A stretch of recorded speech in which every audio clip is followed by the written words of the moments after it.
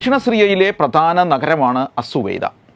രാജ്യത്തെ 14 ഗവർണറേറ്റുകളിൽ ഒന്നായ സുവൈദ ഗവർണറേറ്റിൻ്റെ തലസ്ഥാനം. ദുറൂസികൾ അഥവാ ഡ്രൂസ് എന്ന് വിളിക്കപ്പെടുന്ന സവിശേഷ മതവിഭാഗത്തിൽപ്പെട്ടവരുടെ കേന്ദ്രമെന്ന നിലയിലാണ് ഈ പ്രദേശം വാർത്തകളിൽ നിറയാറുള്ളത്. അൽ മുവഹിദീൻ എന്ന് സ്വയം വിളിക്കുന്ന ഷിയ അവാന്തര വിഭാഗമായ ഇക്കൂട്ടർ സിറിയയിലെ മതന്യൂനപക്ഷ വിഭാഗമാണ്. Syria, Lebanon, Israel, Jordan, Venezuela എന്നിവിടങ്ങളിലായി 8 ലക്ഷം മുതൽ 10 ലക്ഷം വരെ ദുറൂസികൾ ഉണ്ടെന്നാണ് കണക്ക്. വിവിധ വിശ്വാസധാരയുടെ മിശ്രിതമായ ദുറൂസികൾക്ക് ആ പേര് വരുന്നത് മുഹമ്മദ് ബിൻ ഇസ്മായിൽ അദ്ദറാസി എന്ന 10-ാം നൂറ്റാണ്ടിലെ പണ്ഡിതനിൽ നിന്നാണ്. അറബ് സാംസ്കാരിക സവിശേഷതകളാണ് ഈ വിഭാഗം പിന്തുടരുന്നത്. അദ്ദറാസിയെയാണ് ഈ മതവിഭാഗത്തിൻ്റെ സ്ഥാപകനായി കണക്കാക്കുന്നതെങ്കിലും ഒരു ഘട്ടം പിന്നിട്ടപ്പോൾ അദ്ദേഹം സ്വയം ദൈവമായി അവകാശവാദവുമായി രംഗത്ത് വന്നുവെന്നും അനുയായികൾ അദ്ദേഹത്തെ കൈയൊഴിഞ്ഞുവെന്നുമാണ് ചരിത്രം. അദ്ദേഹം ഒടുവിൽ തൂക്കിലേറ്റപ്പെടുകയാണ് ചെയ്തത്. അതേ കാലത്ത് ജീവിച്ചിരുന്ന ഹംസ ബിൻ അലിയുടെ നേതൃത്വമാണ് ഡ്രൂസുകൾ അംഗീകരിച്ചത്. പക്ഷേ അദ്ദറാസിയിൽ നിന്ന് വന്ന പേര് അങ്ങനെ തന്നെ കിടന്നു, ദുറൂസികൾ അഥവാ ഡ്രൂസ്. സിറിയയിലെ അസുവൈദ ഇവരുടെ പ്രധാന കേന്ദ്രമായി തുടർന്നു. ഇവർക്കിടയിൽ ചില സായുധ പോരാട്ട പ്രവണതകൾ രൂപപ്പെടുന്നുണ്ടായിരുന്നു. ഇസ്രായേൽ സൈന്യത്തിൻ്റെ ഭാഗമായി ദുറൂസികൾ ഉണ്ടെന്നാണ് റിപ്പോർട്ട്. ബഷാർ അൽ അസദിൻ്റെ കാലത്ത് മൃദു സമീപനമാണ് അദ്ദേഹം ഈ വിഭാഗത്തോട് പുലർത്തിയിരുന്നത്.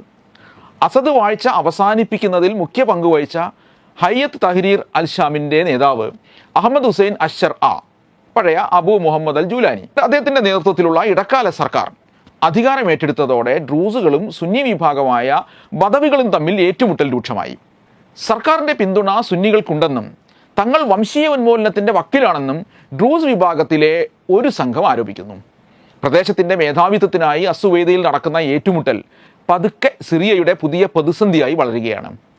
ഈ അടുത്തായി തുടരുന്ന സംഘർഷത്തിൽ ഇരു വിഭാഗങ്ങളിലുമായി 1000-ത്തിലധികം പേർ മരിച്ചു. ബദവി വിഭാഗത്തിൽപ്പെട്ടവർ തുറൂസി വിഭാഗത്തിൽപ്പെട്ട ഒരു വഴിയോര കച്ചവടക്കാരനെ തട്ടിക്കൊണ്ടുപോയി കൊള്ളയടിച്ചതാണ് ഇപ്പോഴത്തെ സംഘർഷത്തിന് തുടക്കമിട്ടതെന്നാണ് വാർത്താ ഏജൻസികൾ റിപ്പോർട്ട് ചെയ്യുന്നത്. പിന്നാലെ ദുറൂസികൾ ബദവി വിഭാഗത്തിൽപ്പെട്ട ചിലരെ തട്ടിക്കൊണ്ടുപോയി. ആ പ്രശ്നം തൽക്കാലം ഒത്തുതീർന്നെങ്കിലും സംഘർഷം അവസാനിച്ചില്ല. സ്വാഭാവികമായും സിറിയൻ സൈന്യം രംഗത്തിറങ്ങി. സൈന്യം പക്ഷപാതപരമായി പെരുമാറുന്നുവെന്ന് ഡ്രൂസ് വിഭാഗത്തിലെ ചിലർ വാദിച്ചു. അതോടെ സംഘർഷം കൂടുതൽ രൂക്ഷമാകുകയായിരുന്നു. വെടിനിർത്തൽ നിലവിൽ വന്നെങ്കിലും ലംഘിക്കപ്പെടുന്നുവെന്നാണ് ഏറ്റവും പുതിയ വിവരം. ബദവികളെ ഈ പ്രദേശത്ത് നിന്ന് മാറ്റാൻ സർക്കാർ കാര്യമായ ശ്രമം നടക്കുന്നുണ്ട്. അസദ് വീഴുകയും സിറിയയിൽ ഇറാൻ്റെ സ്വാധീനം തളരുകയും ചെയ്തതോടെ അവിടേക്ക് കടന്നു കയറാൻ നേരത്തെ തന്നെ കരുക്കൾ നീക്കി തുടങ്ങിയ ഇസ്രായേൽ ഈ സംഘർഷത്തിലേക്ക് ചാടി ഇറങ്ങിയിരിക്കുന്നു എന്നതാണ് ഏറ്റവും പുതിയ ലോകവിശേഷം. ഡ്രൂസ് വിഭാഗത്തിൻ്റെ സംരക്ഷണ വേഷമണിഞ്ഞാണ് വരവ്. ഇസ്രായേൽ അധിനിവിഷ്ട ജൂലാൻ കുന്നുകളിൽ ദുറൂസി വിശ്വാസികൾ ഉണ്ട് എന്നതും ഇസ്രായേലിലെ ചെറു ന്യൂനപക്ഷമാണ് ഇവരെന്നതുമാണ് നെതന്യാഹു സർക്കാർ ഉപയോഗിക്കുന്ന ന്യായം. ദമസ്കസിലെ ആഭ്യന്തര മന്ത്രാലയ ആസ്ഥാനത്തിന് നേരെ ഇസ്രായേൽ സേന വ്യോമാക്രമണം നടത്തിയതോടെ യുദ്ധസമാനമായ അന്തരീക്ഷത്തിലേക്ക് സിറിയ കൂപ്പുകുത്തിയിരിക്കുന്നു. പാശ്ചാത്യ രാജ്യങ്ങൾ അശ്ശർ സർക്കാരിനെ പിന്തുണക്കുകയും അസദ് കാലത്തെ ഉപരോധങ്ങൾ നീക്കി സിറിയയെ സുസ്ഥിരതയിലേക്ക് തിരിച്ചുകൊണ്ടുവരാൻ അമേരിക്ക അടക്കമുള്ളവർ തയ്യാറാകുകയും ചെയ്യുന്ന ഘട്ടമാണിത്. ഇറാനെയും റഷ്യയെയും അകറ്റി നിർത്താനാണ് ഈ സ്നേഹപ്രകടനങ്ങളെല്ലാം എന്ന സംശയം ഉണർത്തുന്നതാണ് ജൂതരാഷ്ട്രത്തിൻ്റെ ഇടപെടൽ. സയനിസ്റ്റ് അതിർത്തി വ്യാപന മോഹങ്ങൾക്ക് കാലൂന്നി നിൽക്കാനുള്ള റിമോട്ട് കൺട്രോൾഡ് ഏരിയയായി സിറിയയെ മാറ്റാനാണോ പാശ്ചാത്യരുടെ നീക്കമെന്ന് ഭയക്കേണ്ടിയിരിക്കുന്നു.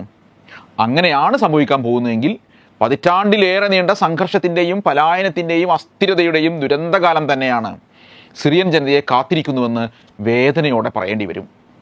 ഡ്രൂസ് വിഭാഗത്തെ മാത്രമല്ല, അലവൈറ്റുകളെയും മറ്റ് വംശീയ ന്യൂനപക്ഷങ്ങളെയും എല്ലാം സർക്കാരിൻ്റെ ഭാഗമാക്കാൻ അശ്ശർ ശ്രമിച്ചിട്ടുണ്ട് എന്നതാണ് യാഥാർത്ഥ്യം. പഴയ അൽഖായിദ പാരമ്പര്യം നേടിക്കരുതെന്ന നിർബന്ധം അദ്ദേഹത്തിനും സംഘത്തിനുമുണ്ട്. എന്നാൽ ആഭ്യന്തര സംഘർഷം തകിടം മറിച്ച നിയമവാഴ്ച അത്ര പെട്ടെന്ന് തിരിച്ചു വരില്ലല്ലോ. ആയുധം കൈവശം വയ്ക്കുന്ന ഒരു മിലീഷ്യയും അത് ഒരു സുപ്രഭാതത്തിൽ ഉപേക്ഷിക്കില്ല. അതുകൊണ്ട് ഏത് സംഘർഷത്തെയും ഉരുക്കുമുഷ്ടിയിൽ നേരിടാൻ സർക്കാർ തയ്യാറാകേണ്ടി വരും. സുവൈദയിൽ സൈന്യമിറങ്ങുന്നതിനോട് ഡ്രൂസ് വിഭാഗം ആദ്യഘട്ടത്തിൽ അനുകൂലമായിരുന്നുവെന്ന് ഓർക്കണം. ഇസ്രായേലിൻ്റെ ഇടപെടലാണ് അവരെ കൂടുതൽ അക്രമാസക്തരാക്കിയത്. ജൂലാൻ കുന്നുമായി അതിർത്തി പങ്കിടുന്ന സുവൈദയിൽ സിറിയൻ സർക്കാരിൻ്റെ സ്വാധീനം കുറയ്ക്കാൻ ഇസ്രായേൽ കരുക്കൾ നീക്കുകയാണ്. സിറിയയിൽ ദുർബലമായ ഒരു കേന്ദ്ര സർക്കാരിനെയാണ് ഇസ്രായേൽ ആഗ്രഹിക്കുന്നത്. വെടിനിർത്തലിന് സർക്കാർ സൈന്യം തയ്യാറായിട്ടും ഇസ്രായേൽ ബോംബാക്രമണം തുടർന്നത് അതുകൊണ്ടാണ്. ജൂതരാഷ്ട്രത്തിൻ്റെ ഈ അതിക്രമത്തെ അപലപിക്കാൻ US-ഓ യൂറോപ്യൻ യൂണിയനോ തയ്യാറായിട്ടില്ല. സത്യത്തിൽ എല്ലാ ഡ്രൂസ് വിശ്വാസികളും ഇസ്രായേൽ ഇടപെടലിനെ പിന്തുണക്കുന്നവരല്ല. ഷെറാ സർക്കാരിൽ സുപ്രധാന പങ്കുവഹിക്കുന്നുണ്ട് ഡ്രൂസ് നേതാക്കൾ. IS ഭീകരരിൽ നിന്നുള്ള സംരക്ഷണത്തിന് സർക്കാരിൻ്റെ സഹായം അനിവാര്യമാണെന്നും സമുദായ നേതാക്കൾ കരുതുന്നു. കുളം കലക്കി നേട്ടം കൊയ്യാനുള്ള സയനിസ്റ്റ് ശ്രമം അവർ മനസ്സിലാക്കുന്നുമുണ്ട്. ആ സർക്കാർ രാജ്യത്ത് സുസ്ഥിരതയും സമാധാനവും കൊണ്ടുവരാനുള്ള നീക്കങ്ങൾ ശക്തമാക്കുന്നുണ്ട് എന്നതും വസ്തുതയാണ്. എന്തെല്ലാം ആശങ്കകൾ ചൂണ്ടിക്കാട്ടാമെങ്കിലും സിറിയക്കാരുടെ പ്രതീക്ഷയും ആത്മവിശ്വാസവും ഉയർത്താൻ സർക്കാരിന് സാധിച്ചിട്ടുണ്ട്. പല രാജ്യങ്ങളിലായി അഭയാർത്ഥികളായി അലയുന്ന സിറിയൻ ജനത സ്വന്തം മണ്ണിലേക്ക് തിരിച്ചു വരാമെന്ന പ്രത്യാശയിലാണ്. യൂറോപ്യൻ യൂണിയൻ, US, തുർക്കിയ തുടങ്ങിയവയെല്ലാം പുതിയ ഭരണ സംവിധാനത്തോട് സഹകരിക്കുന്നത് ഈ പ്രതീക്ഷയ്ക്ക് ചിറക് നൽകുന്നുണ്ട്. IS-മായും അൽഖായിദയുമായും സഹകരിച്ച തൻ്റെ പഴയ കാലത്തെ പൂർണ്ണമായി വകഞ്ഞുമാറ്റി അന്നത്തെ തൻ്റെ സ്ഥാനപ്പേരായ അബൂ മുഹമ്മദ് ജൂലാനി എന്ന നാമം തന്നെ ഉപേക്ഷിച്ചാണ് ആ ഭാരിച്ച ദൗത്യം തുടങ്ങിയിരിക്കുന്നത്. ഇസ്രായേലുമായി ഏറ്റുമുട്ടലിന് ഇല്ലെന്ന അദ്ദേഹത്തിൻ്റെ പ്രഖ്യാപനം രാഷ്ട്രം കെട്ടിപ്പടുക്കുന്നതിനിടയിലെ സംയമനമായി വ്യാഖ്യാനിക്കാമെങ്കിലും അത് അവസരമാക്കുകയാണ് ജൂതരാഷ്ട്രം. 1974 ഉടമ്പടി പ്രകാരം സിറിയക്കും ഇസ്രായേലിനും ഇടയിൽ നിലവിൽ വന്ന ബഫർ സോൺ പൂർണ്ണമായി ഇസ്രായേലിൻ്റെ അധീനതയിലായി കഴിഞ്ഞിരിക്കുന്നു. അസദ് സർക്കാരിൻ്റെ സൈനിക സംവിധാനങ്ങളിലേക്ക് നിരന്തരം വ്യോമാക്രമണം നടത്തിയ ഇസ്രായേൽ ഇവ 80% തകർത്തു എന്നാണ് അവകാശപ്പെടുന്നത്. അധിനിവിഷ്ട ജൂലാൻ കുന്നുകളിൽ സമ്പൂർണ്ണ ആധിപത്യം ഉറപ്പിച്ചു കഴിഞ്ഞു. അസദിൻ്റെ ആയുധങ്ങൾ തീവ്രവാദികളുടെ കയ്യിൽ എത്താതിരിക്കാനാണത്രേ ജൂതരാഷ്ട്രത്തിൻ്റെ ആക്രമണം. യഥാർത്ഥ ലക്ഷ്യം സിറിയയെ നിരായുധമാക്കുകയാണ്, ദുർബലമാക്കുകയാണ്. തങ്ങളുടെ വരുതിയിൽ നിൽക്കുന്ന ദുർബല പ്രദേശമായി സിറിയ മാറണം. ഫലസ്തീൻ അധിനിവേശത്തിലടക്കം ഇസ്രായേലിനെ സായുധമായി വെല്ലുവിളിക്കുന്ന ഹിസ്ബുല്ലക്ക് ഇറാൻ്റെ പിന്തുണ ലഭിക്കുന്നത് സിറിയ വഴിയായിരുന്നു. ആ സിറിയയിൽ കാലുറപ്പിക്കുന്നതിലൂടെ ഈ കൂട്ടുകെട്ട് തകർക്കുകയാണ് ജൂതരാഷ്ട്രം ചെയ്യുന്നത്. അതിർത്തി തർക്കം നിലനിൽക്കുകയും 1967 യുദ്ധത്തിൽ പിടിച്ചടക്കുകയും ചെയ്ത ജൂലാൻ കുന്നുകളിൽ ജൂത കുടുംബങ്ങളെ പാർപ്പിക്കാനുള്ള പദ്ധതിയിലേക്ക് നെതന്യാഹു സർക്കാർ നീങ്ങിക്കഴിഞ്ഞു. ട്രംപ് നേരത്തെ അധികാരത്തിലിരുന്നപ്പോൾ തന്നെ ഈ നീക്കത്തിന് കളമൊരുങ്ങിയതാണ്. അന്ന് പക്ഷേ അസദിന് റഷ്യയുടെ രക്ഷാകർതൃത്വം കൂടി ഉണ്ടായിരുന്നതിനാൽ നടന്നില്ല. അസദ് വീഴുകയും സിറിയ പരിവർത്തന ഭരണ സംവിധാനത്തിൻ്റെ അനിശ്ചിതത്വത്തിലേക്ക് നീങ്ങുകയും ചെയ്ത സാഹചര്യത്തിൽ ഈ പദ്ധതികളെല്ലാം അതിവേഗം നടപ്പാക്കുകയാണ് ഇസ്രായേൽ. മേഖലയിലെ ഏറ്റവും ഉയരമുള്ള മൗണ്ട് ഹെർമോണിൽ 2025 അവസാനം വരെ ഇസ്രായേൽ സൈന്യം നിലയുറപ്പിക്കണമെന്ന് ഉത്തരവിട്ടിരിക്കുകയാണ് നെതന്യാഹു. അതീവ തന്ത്രപ്രധാനമാണ് മൗണ്ട് ഹെർമോൺ.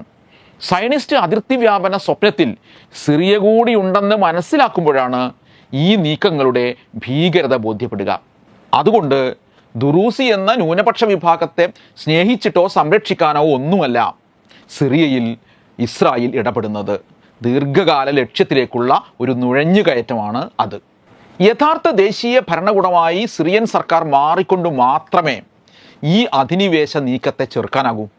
കുർദ് വംശീയ ന്യൂനപക്ഷത്തെ പ്രതിദാനം ചെയ്യുന്ന Syrian democratic force, Syrian national army എന്ന പേരിൽ തുർക്കിയയുടെ സഹായത്തോടെ പ്രവർത്തിക്കുന്ന സംഘം, അൽഖായിദയുമായി ബന്ധം സ്ഥാപിച്ച പഴയ ഗ്രൂപ്പുകളുടെ പുതിയ രൂപങ്ങൾ, HDS-നോട് സഹകരിക്കാത്ത നിരവധി തീവ്ര സലഫി ഇസ്ലാമിസ്റ്റ് ഗ്രൂപ്പുകൾ, അസദിനെ പിന്തുണച്ചിരുന്ന ഷിയ ഗ്രൂപ്പുകൾ, ഇപ്പോഴിതാ ഡ്രൂസ് വിഭാഗം, എല്ലാവരെയും ദേശീയധാരയിൽ ലയിപ്പിക്കുക എന്നതാണ് സിറിയയ്ക്ക് മുന്നിലുള്ള യഥാർത്ഥ പരിഹാരം.